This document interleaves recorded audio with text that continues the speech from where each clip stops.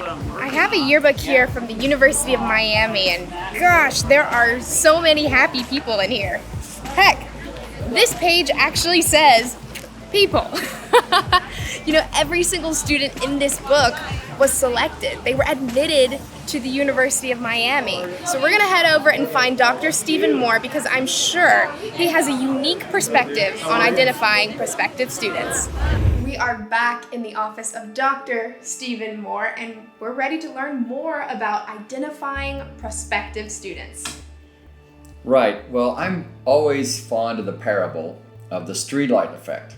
I've never heard of it. Well, you can see from here, this illustration. There was a policeman who sees a man searching for something underneath the streetlight, and he says, can I help you? What are you looking for? The man says, I'm looking for my lost keys. So they search together for a while, and after a few minutes, no luck, the policeman says, are you sure you lost these keys here? And the man says, oh no, I lost them over there in the park. And the policeman says, well, why are we looking here? The man says, that's where the light is. And of course, the lesson for recruiting in this story is that we have to look for the students, for the prospective students, where they are, not where it's convenient for us to be. That makes sense. Okay, so I know that scholarshipauditions.com has services that they offer to introduce students to different music programs. Yes, and we're very excited about the prospect of these students to be able to really get their portfolios out to a lot of colleges, and for the colleges and universities to be able to find these students. We think this will be really great for the students and for the colleges and universities. But there's some principles that are true regardless of changes in technology. Well, how about you share them with us? Great, be happy to. There are really three categories where we're looking for connections or key influencers to help us really understand who these students are and what they might be interested in. These three categories are music educators, and then applied lessons teachers, studio teachers, private lesson teachers, and then ensemble directors. Clark, why don't we go over to the music library and we'll talk about a few of these organizations. All right, let's go. So we've made it to the library, and gosh, there are so many books and magazines and newspapers, but why is any of this important? Well, Clark, what we're looking for are organizations where key influencers can help connect us to prospective students. There's a lot of them. Of course, there's always the National Association for Music Education. They often have a state organization. They always have a state organization. But there's many more. There are the American String Teachers Association, ASTA, the National Association of Teachers of Singing, NATS. You know that one, I know right? That one. Of course, there's ACDA, the American Choral Directors Association. There's APME, Association of Popular Music Education. Lots of organizations. Sounds like a lot, but are we missing someone? Say music teachers? Of course, private teachers, very important. And you've got the MTNA, Music Teachers National Association. You've got, I think I mentioned National Association of Teachers of Singers. This as yes, well. Absolutely. And of course, there are also conductors. So really, the third category, there's umbrella organization, the League of American Orchestras, youth orchestras, youth wind bands, things that are outside the school that can help us. Again, what we're trying to do is connect to prospective students. Wow, Dr. Moore is so knowledgeable on all of these things. And what do you say about providing us with a comprehensive list so that we have a resource of all of these tools at our disposal? Yes, say the word and we will provide the list of every single link to these organizations. This is some great information. But what's the next step? Well, let's talk about moving beyond the key influencers and going directly to the students. Well, let's go. Okay. So now we're talking about the individual student. Dr. Moore, where do you find students? Are you on Instagram and Facebook finding all these people? Let's talk about that in just a second, because there's still some traditional things that are relevant today. You can look for students and get to know these students in the normal things like all-state band and all-state I choir. did all-state back in the day. I'm not surprised. All-state orchestra, the regional bands and orchestras and choirs, Gotcha. solos and ensembles, anytime students are performing at clinics or conventions, and of course, summer camps. Gotcha. Oh, places like Brevard and Aspen and Interlochen? Yes, lots of great places across the country and opportunities to connect with students at those camps or at your own school. And then of course, we're looking for any type of a group that's led by one of your graduates. That's usually a good way in, a way to get to know the students. And of course, if there's a pipeline to your school that has been really good, you want to keep that flowing. And if there's a pipeline that's not been flowing, that should be, we want to keep that, we want to open it up a little bit. And then of course, there's plenty of other opportunities to look for students. So This is where you find most of your prospective students. yes, but remember how we talked about looking for students where they are.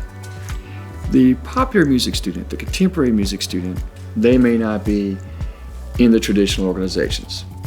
So where do you find them? And you mentioned online. A lot of these students are uploading their portfolios. You can search for them in all the standard social media things, and also scholarshipauditions.com. It's the perfect platform for uploading profiles and getting yourself out there. That's finding right. Students. That's right. Now, when we're looking for these students, one of the things we want to remember is it's great to meet students, but for them to become a prospective student, we need to know their name, contact information, the major they're interested in, graduation year, things like that, so that we can make sure that it's a real prospective student and hopefully turn them into an applicant. I remember that vocab term from our earlier session. Hey, bringing it full circle. Right. Wonderful. So how do you provide value in your service to the students? That's such an important topic. Let's save it for our next session. All right. We are talking about providing value and service, and I feel pretty valued because, hello, this thing is so cool. What is this shaded thing? Well, we're one of the ever popular gliders on campus. Awesome! So Dr. Moore is going to tell us a little bit more about providing value and service for students. Well, of course, the goal was 50 visits. Wow, 50 schools, that sounds really time consuming. And with the help of the staff, I was able to see sometimes 2 or 3 schools in a day. Sometimes you can visit when the schools are in session, but the university is not in session. And it really gave me a lot of experience and opportunities to get to understand the programs and the students in the state. Through doing that, I'm sure you gained a much better sense of music educators in the state. Right, and of course Mr. Clark reminded me that we're recruiting sophomores and juniors. But this also led to giving clinics, rehearsing with groups, and so this is where the service starts to come into play. Because when you're working on music, you're talking to students about things that are important to them, you're giving first. And then you have an opportunity to say, and you know what, here's some opportunities for careers in music. Even if you're not going to study music as a profession in school, keep playing, keep singing in the ensembles, and then get in a few words about what are the opportunities for them at the school you're recruiting for. That sounds like a really valuable experience.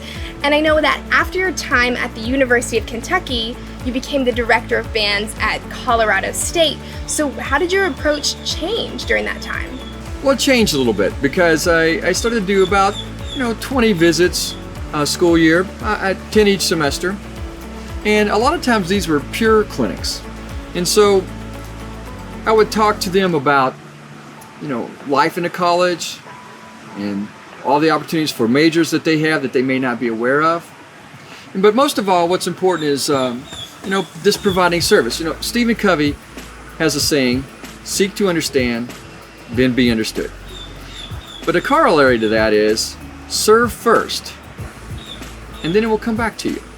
Usually don't even have to ask, it just happens naturally. In other words, you are providing a service without asking for anything in return. Right.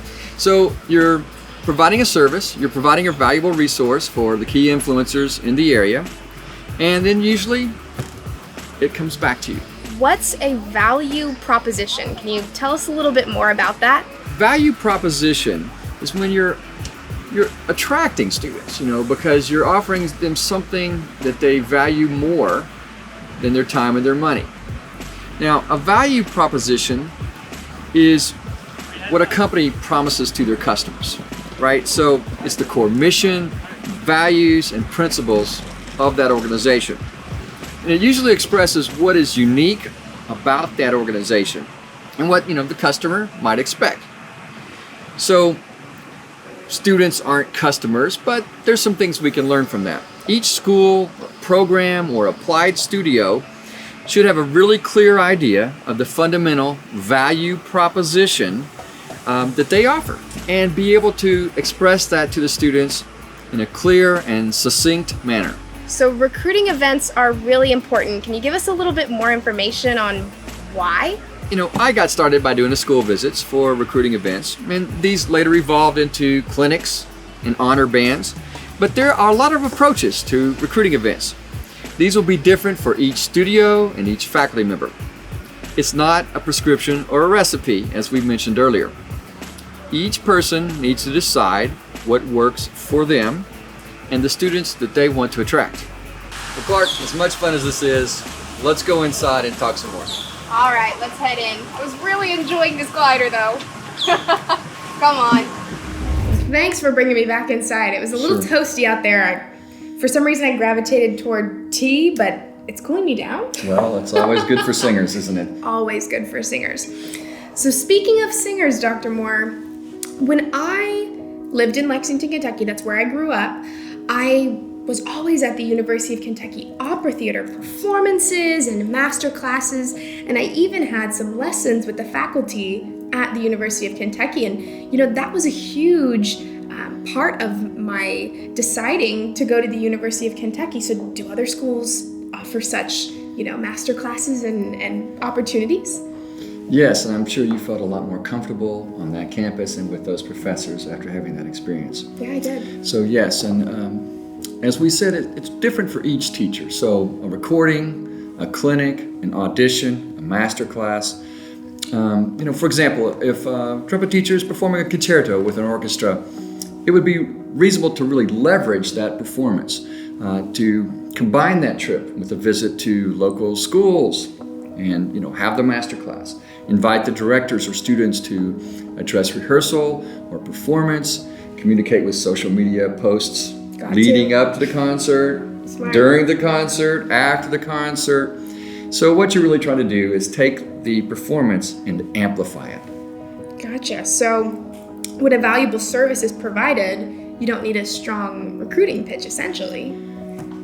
Right. Well, it'll be natural. Of course, it's great to gather names and contact information. That's what makes a prospective student. Exactly.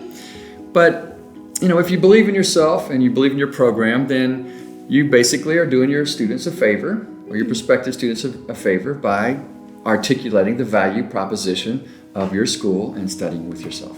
Gotcha. And so when you meet with a student, you naturally want to drive them to your website, and so it's helpful to have brochures and business cards with you whenever you meet with a student, correct? Right. Smile, handshake, business card, always are good things. We love a good smile. But also, it's a great opportunity to recruit for other programs, because once you're at wherever you're at, if you're dealing with one area of the school or community or ensemble, if you can reach out to the other areas while you're there, again, it leverages your visit, it amplifies your presence, and it's always easier to brag on a colleague and say, hey, you sound like a great singer. We have a wonderful opera program here. We have some great voice teachers. Check out our choir. It's really nice to make that connection for the other people in your school. In that case, again, it leverages and amplifies the performances and outreach that you're already doing. Dr. Moore, are live performances beneficial? Well, absolutely. One of my great teachers was Vincent DiMartino, and he was in constant demand around the country as a soloist with professional orchestras and wind ensembles. And so this notoriety that he had, along with a effervescent personality was a natural recruiting magnet for the university. He also leveraged the performances by offering master classes and clinics at every opportunity because, in his heart, he's not only a great performer, but also a master teacher. Wow, that's wonderful. With that, I know in the 21st century, lots of people are on, all the different kinds of social media. So do you recommend live streaming performances? Yes. Most of the universities now have that set up and ready to go at any time. So I think most of the concert halls have it, but you can also just do it on Facebook Live for free. Easy. And so I think that's a good idea. And I've noticed that some of our concerts can attract additional several hundred people who have seen it, and that's a great outreach for that. And of course, YouTube. So you do find YouTube to be beneficial?